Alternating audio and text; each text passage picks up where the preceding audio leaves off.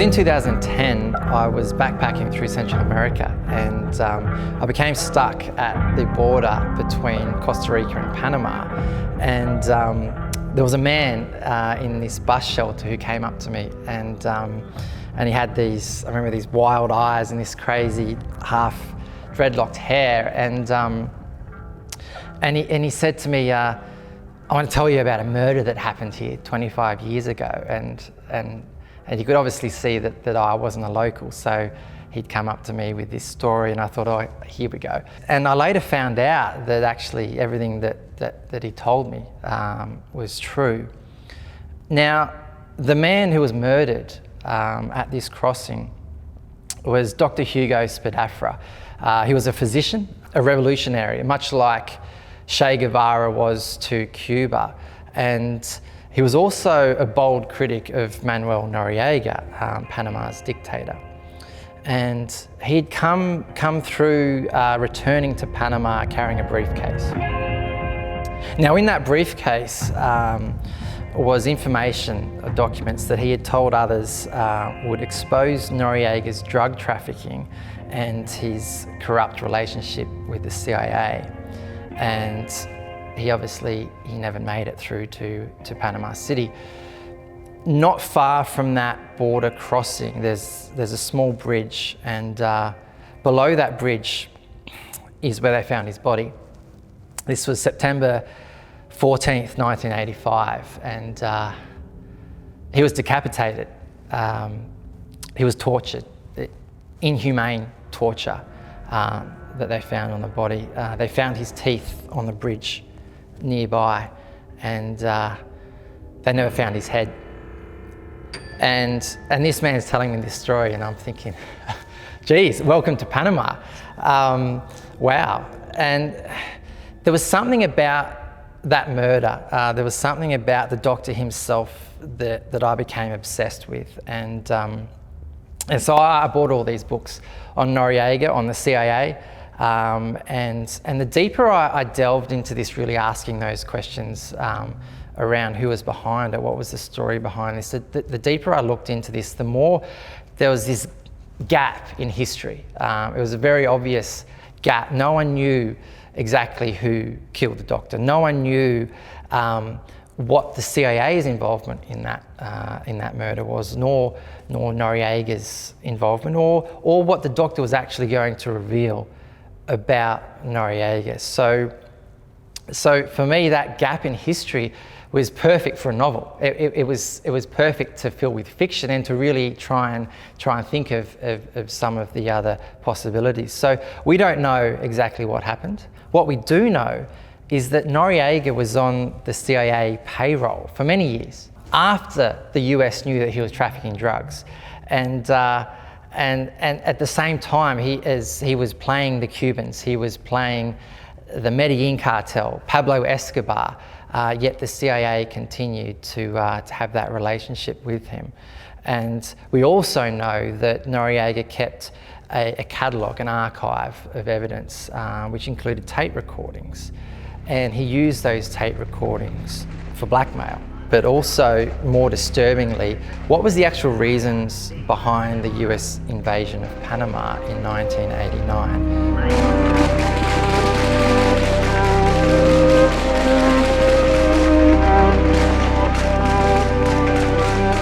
And so, with all these gaps, it was perfect to fill with a novel, and that's why I started writing what's become the Noriega Tapes. It's a big call to make, to suggest that the US invaded Panama, not just to arrest Noriega, but basically to cover up what he knew, to ensure that he couldn't talk. And I don't necessarily believe that's the case. I think that's something to be discussed. But what I do believe is the invasion itself was absurdly excessive. I mean, 27,000 troops dropped into Panama at midnight to arrest one man. And the destruction of the buildings that occurred, the deaths that occurred, hundreds, potentially thousands of Panamanian civilians were killed during that invasion, simply to arrest Noriega. Footage you're looking at covers what remains of the Comandancia. It is burning to the ground. There's still sporadic fire coming out, in and around the commandancia.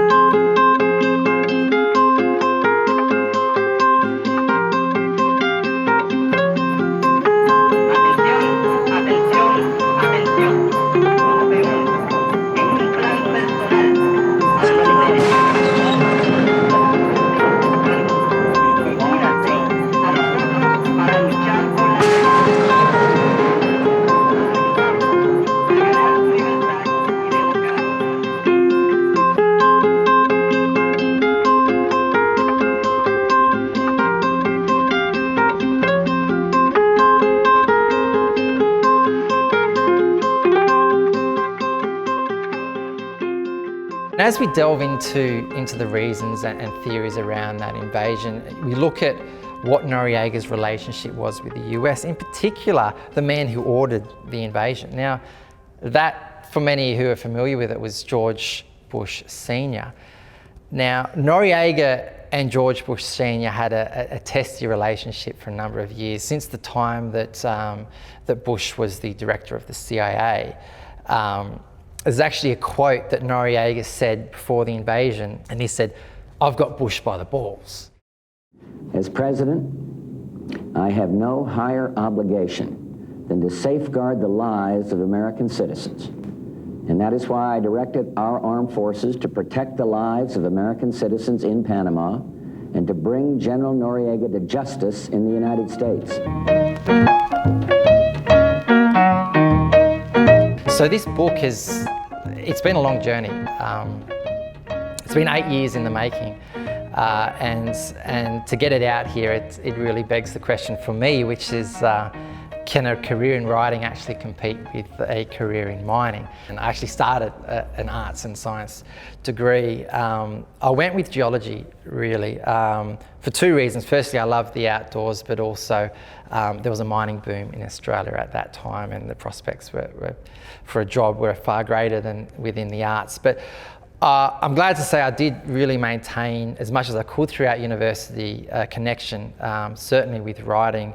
I spent a year of university at Cornell in upstate New York, and I was lucky enough to get a job as an actor and as a theatre director for an acting troupe there, and part of that role was to write skits which we would perform.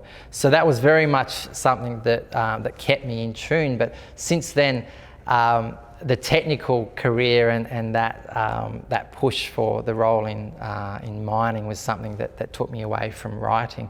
So I have actually been asked the question, how does being a scientist affect the way that you write a novel? And for me, it actually had a significant influence on how I approached this book and how I wrote. And I guess, in my belief, a writer's biggest weakness, certainly for myself years ago, was just writing on a whim, not having a structure, not knowing how the story is going to end.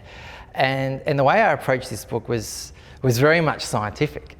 It was highly categorical, and I think a lot of writers would cringe in me saying this, but I actually structured the whole thing before I wrote it in Microsoft Excel. And I chose the sequence of the chapters and the twists and the development in the plot to align with what I was structuring there. And then I used several other programs to actually develop and get that structure right before I really started to write.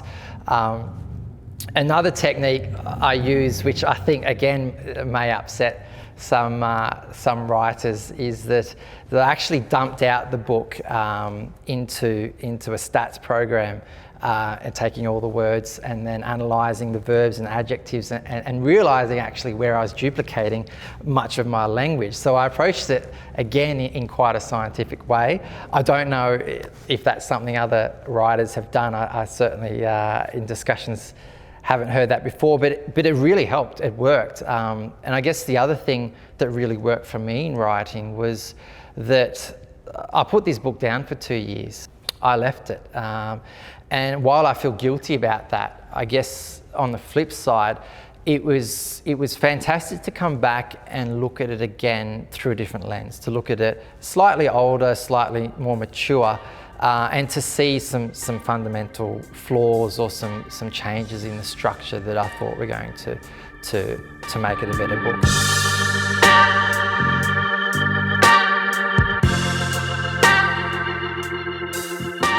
So what inspired me about Noriega? On the surface, Noriega is just like every other tyrant or dictator. He ruled Panama with an iron fist. He delayed and manipulated elections. He terrorized his opponents. But what really differentiates him from the likes of Muammar Gaddafi, Saddam Hussein, Fidel Castro, was the fact that his rise to power was not through brutality, but through blackmail. He was the young army officer in the corner of the bar who was sitting there watching, judging, recording. And Panama in the 1970s and 80s was a place of rampant corruption, drug trafficking, money laundering, racketeering. You couldn't have lived during that era in Panama with not being exposed to some sort of criminal enterprise. And Noriega exploited that. He knew who his boss's mistresses were. He knew where they lent money from. He knew where they stored their stash of cocaine. And he used that information throughout his career to great effect. Noriega knew all of their secrets and he used it.